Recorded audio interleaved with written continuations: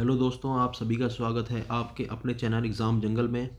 ये channel provide कराता है करंट अफेयर्स और तैयारी कराता है अलग अलग आपके एग्ज़ाम्स, एसएससी सीजीएल हो या हरियाणा एसएससी हो या राजस्थान एसएससी हो या यूपी पेट हो, सेट हो। सभी की तैयारियां इस चैनल पर होती हैं। करंट अफेयर इस पे रोज़ अब आने लगे हैं।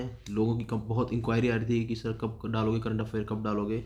अब इस चैनल पर रोज़ रेगुलर करंट अफेयर्स आएंगे। तो आज के करंट अफेयर शुरू करने से पहले हम कुछ पॉलिसी रिफॉर्म्स याद कर लेते हैं जो सरकार के द्वारा चलाई गई हैं। ये हर एग्ज़ाम्स में आती हैं। ये बहुत इंपॉर्टेंट है।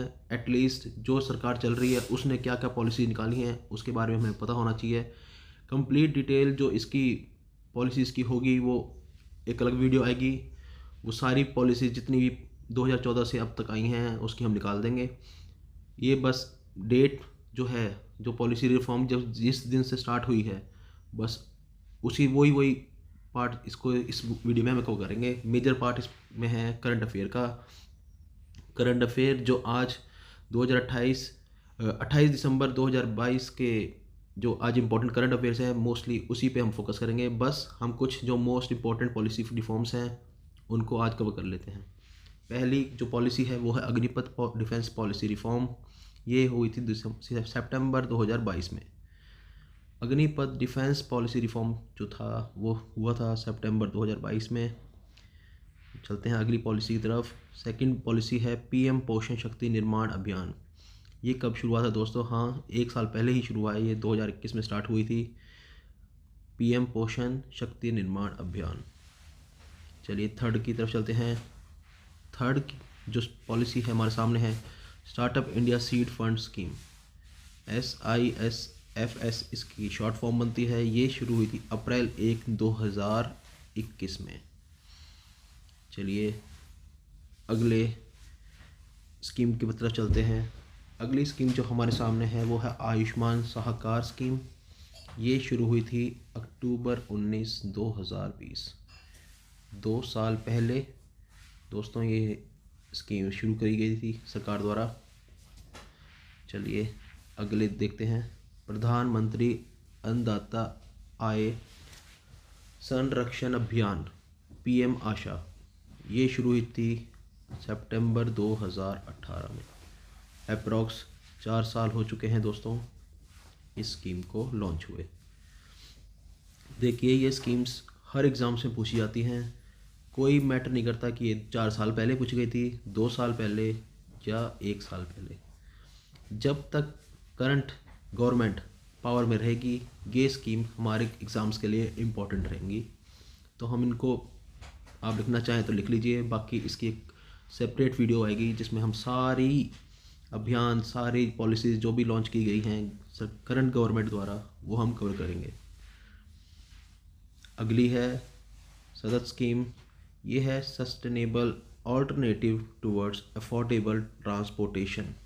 ये हुई थी, इसको भी 4 साल हो चुके हैं। अक्टूबर 2018 में ये लॉन्च की गई थी। मिशन सागर ये हुई थी मई 2020 में। किसने लॉन्च की, कब लॉन्च की और इसका क्या इंटेंशन था सरकार का इसको लॉन्च करने का, ये एक अलग टॉपिक हो जाएगा। आज का ये हमारा डिस्कशन नहीं है। आज हम डिस्कस करने वाले हैं 28 दिसंबर के मोस्ट इम्पॉर्टेंट करंट अफेयर। हम अपना फोकस वहीं रखेंगे। इस कब हुई, किसने करी, कहाँ करी, ये सब हम डिटेल वीडियो जब लॉन्च करेंगे उसमें आप पढ़ सकते हैं। चलिए अगला देख लेते हैं। निर्विस्मिक निर्यात ऋण विकास योजना। ये हुई थी शुरुआत इसकी फरवरी 1 2022 में।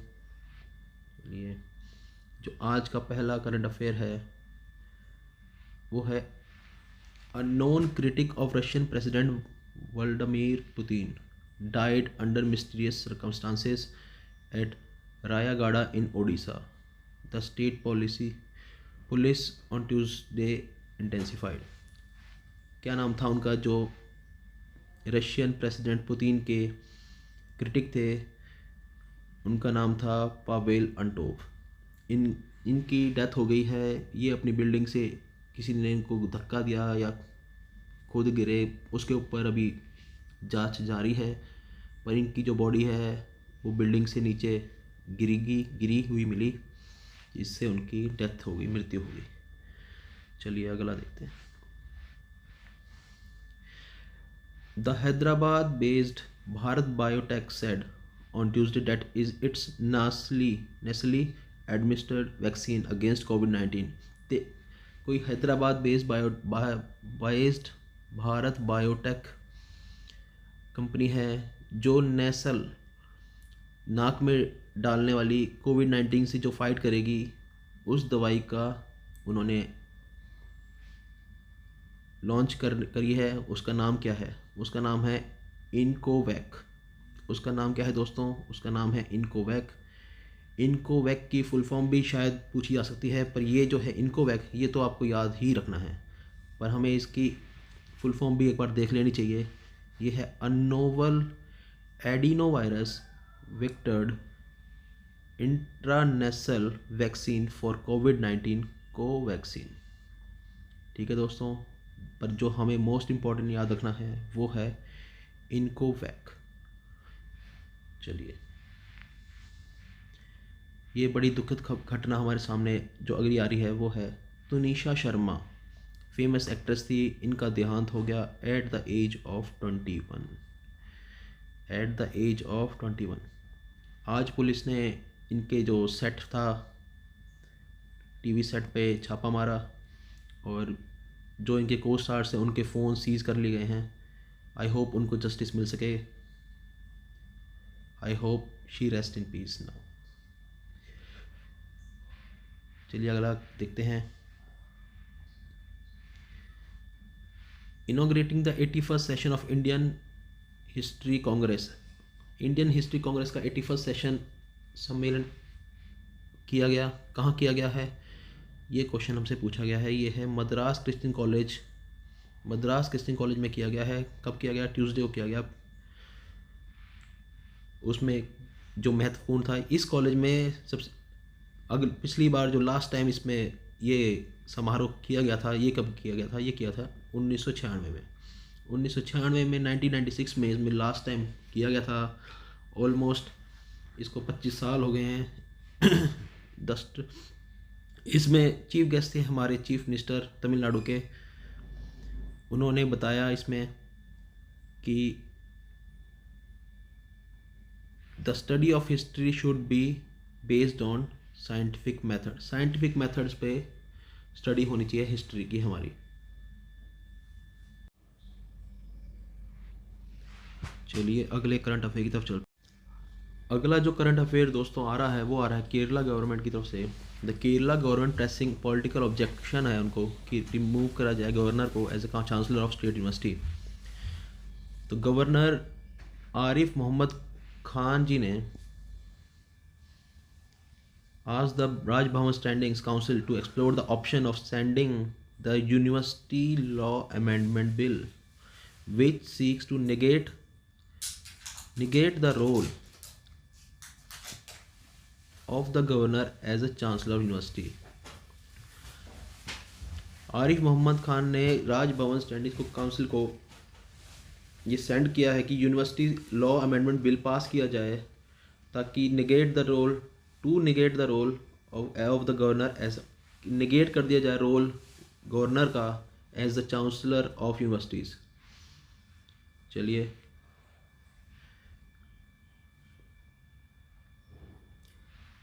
ये इम्पोर्टेंट जो अगला करंट अफेयर है, ये इम्पोर्टेंट वैसे नहीं है, पर इसका इम्पोर्टेंस क्या है मैं बताता हूँ। ये है आ रहा है मुल्ला परियार डैम। ये कहाँ? तमिलनाडु में इशू किया गया है फाइनल फ्लड वार्निंग।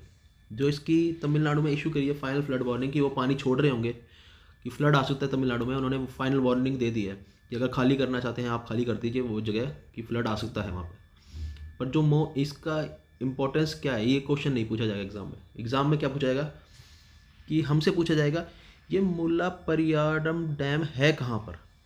हमसे ये पूछा जाएगा ये है कार्डमन हिल्स ऑफ वेस्टर्न घाट में इदुक्की डिस्ट्रिक्ट ऑफ केरला में है। ये कहाँ पड़ता है? मुल्ला परियार डैम कहाँ पड़ता है?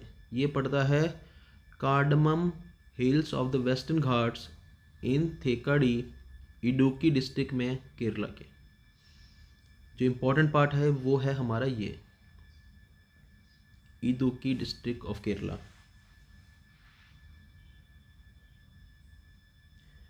अगला जो करंट अफेयर है वो है गुजरात से।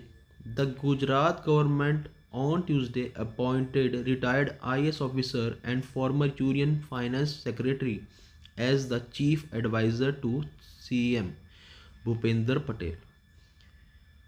गुजरात गवर्नमेंट ने ट्यूसडे को अपॉइंट किया रिटायर्ड IAS ऑफिसर जो कि फॉर्मर यूनियन फाइनेंस सेक्रेटरी भी रह चुके हैं as the chief adviser.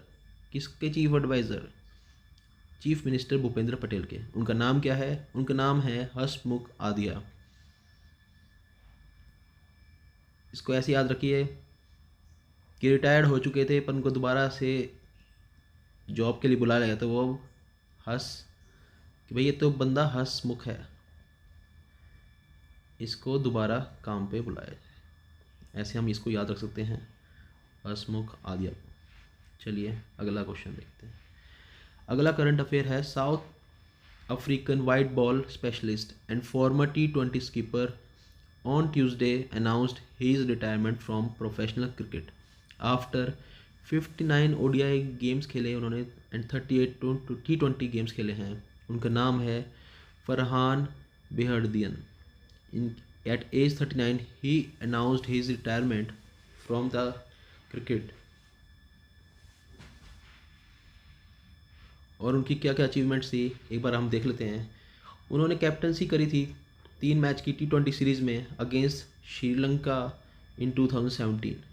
He made 1074 runs ODI runs and 518 T20 runs and more than 7,000 first class runs।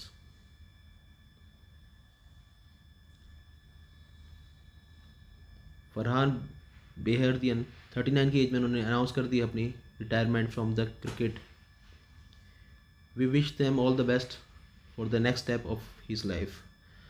चलिए नेक्स्ट जो क्वेश्चन है वो भी क्रिकेट से ही है।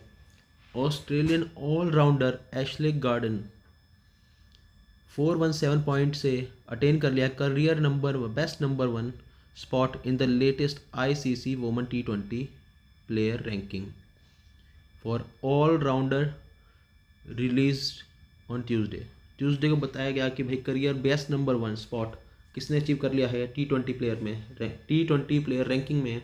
उनका नाम है एशले गार्डन। उन्होंने किस किस को बीट किया? ओवरटेकन द वेस्ट इंडीज़ की स्कीपर हेली मैथ्यू को जिनके 381 पॉइंट्स थे, इंडिया की दीप्ति शर्मा को जिनके 387 पॉइंट्स थे and New Zealand captain Sophie Devine को उन्होंने 389 पॉइंट्स से उन्होंने हरा दिया है।